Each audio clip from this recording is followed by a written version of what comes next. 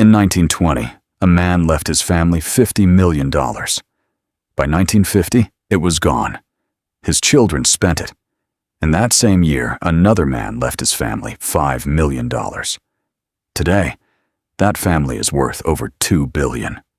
Same country, same economy, same time period. What was the difference? 8 habits. That is it. 8 habits that old money families use to keep wealth forever. Let us go through all of them right now. Before we get into the habits, you need to understand one thing. Old money is not smarter than you.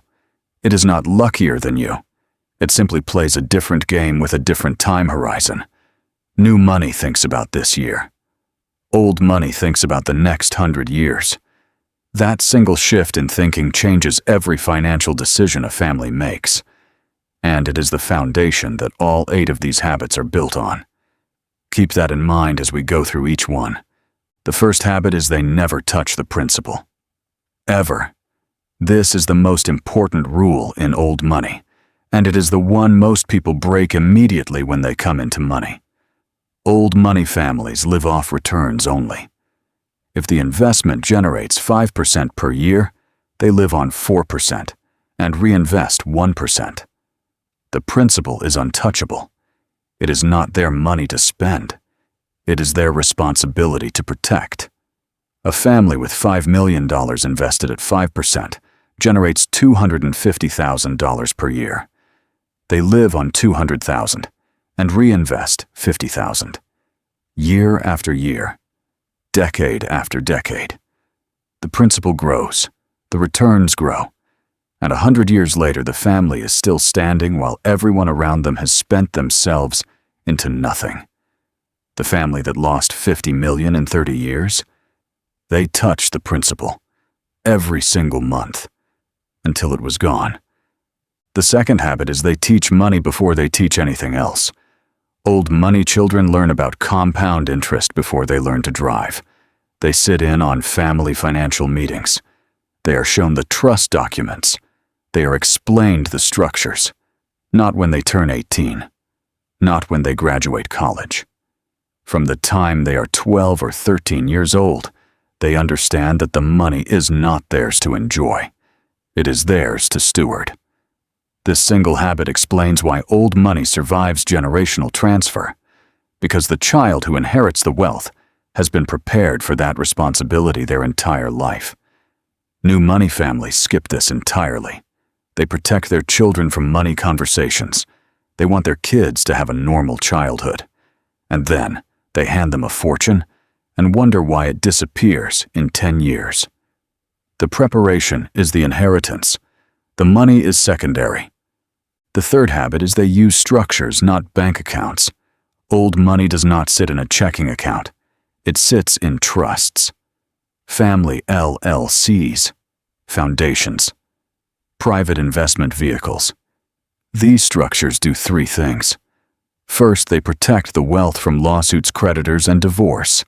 Second, they reduce the tax burden legally and significantly. Third, they create rules around the money that outlast the people who created them. A well-structured family trust can dictate how money is distributed for 100 years. It can say no beneficiary receives more than the income generated. It can say distributions are tied to employment or education.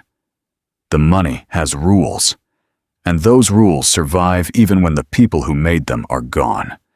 Without structures, wealth is just a number in an account waiting to be spent. With structures, wealth becomes a system that runs itself. The fourth habit is they marry carefully. This sounds old-fashioned, but it is one of the most important wealth preservation strategies old money uses. They do not marry for passion alone. They marry within their values, within their understanding of money, within their class of thinking. Because one bad marriage can undo 3 generations of wealth building. Old money families have always known this. It is not romantic, but it is effective. They look for partners who understand restraint, who understand stewardship, who come from families with similar values around money.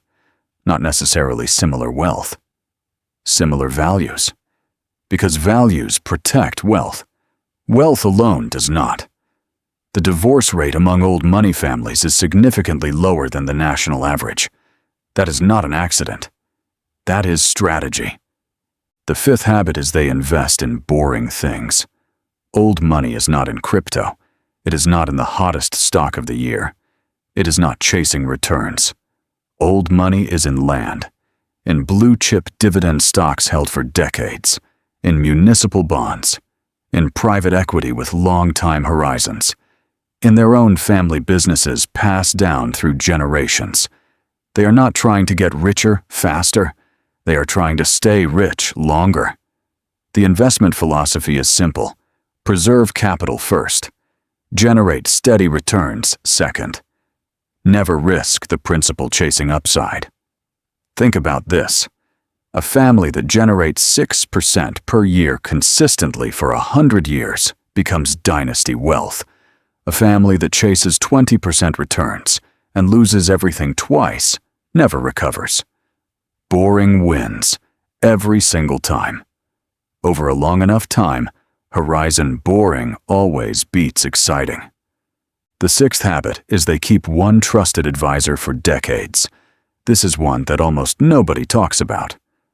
Old money families do not switch financial advisors every few years. They find one advisor, one lawyer, one accountant, and they stick with them for 20, 30, 40 years. Sometimes across generations. The same advisor who managed the grandfather's portfolio now manages the grandson's. Why does this matter? Because that advisor knows everything. The family history, the family values, the family goals. There are no surprises, no learning curve, no new person coming in with new ideas that conflict with the long-term plan. Loyalty in financial relationships is a wealth preservation tool, and old money families understand this better than anyone. The seventh habit is they give strategically. Old money families give to charity, but not randomly. They give to the same institutions generation after generation. The university, the hospital, the museum. And they give in ways that create relationships, not just receipts. An endowed scholarship in the family name creates a permanent relationship with the institution. A named building creates a permanent presence. Strategic giving is not just generosity, it is relationship building. It is legacy building. It is how old money families ensure their name matters not just today, but 100 years from now. And here is the part most people miss. Strategic giving also creates a network of powerful institutions that are loyal to the family. When the family needs something, those institutions are there. That is not charity. That is infrastructure. The eighth habit is they stay invisible. Old money does not advertise itself. It does not post net worth on social media. It does not buy flashy cars to signal status. It does not appear on rich lists. Invisibility is a strategy because visible wealth attracts lawsuits, attracts bad investments, attracts people who want a piece of what you have. Old money families understand that the safest wealth is the wealth nobody knows about. Their children are taught from a young age that talking about money is vulgar, that showing off is weakness, that true power never needs to announce itself. The family that lost $50 million in 30 years? Everyone knew they were rich. That was part of the problem. The ninth habit is they think in centuries, not years. This is the most radical difference between old money and everyone else.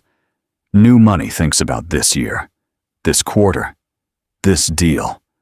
Old money thinks about what this family will look like in 100 years. Every decision is filtered through that lens. Should we renovate the house? What would that mean for the family in 50 years? Should we take this business risk? What is the downside for the next generation? Should we spend this money or preserve it? What would grandfather say?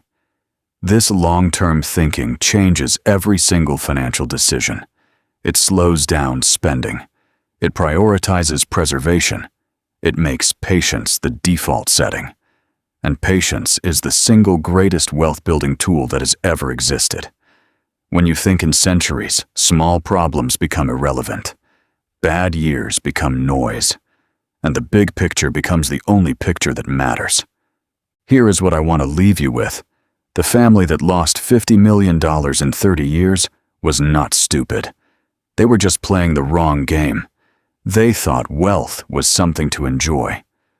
Old money knows wealth is something to protect. The 9 habits we covered today are not secret. They are not complicated. They are boring, disciplined, patient, invisible. And they work. Whether you have $5 million or $5,000, the principles are exactly the same. Do not touch the principle. Teach your children early. Use structures. Choose your partner carefully.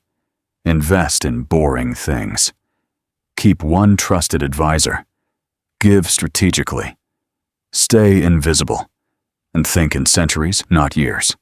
Because wealth that lasts is never built in one generation. It is built decision by decision, habit by habit, generation by generation. And it starts with you, right now. With the very next decision you make, if this changed how you think about wealth, drop a comment below and tell me which habit surprised you the most.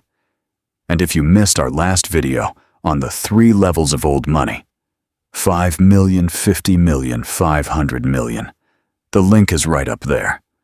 Watch that next. You will not regret it. Subscribe, and I will see you there.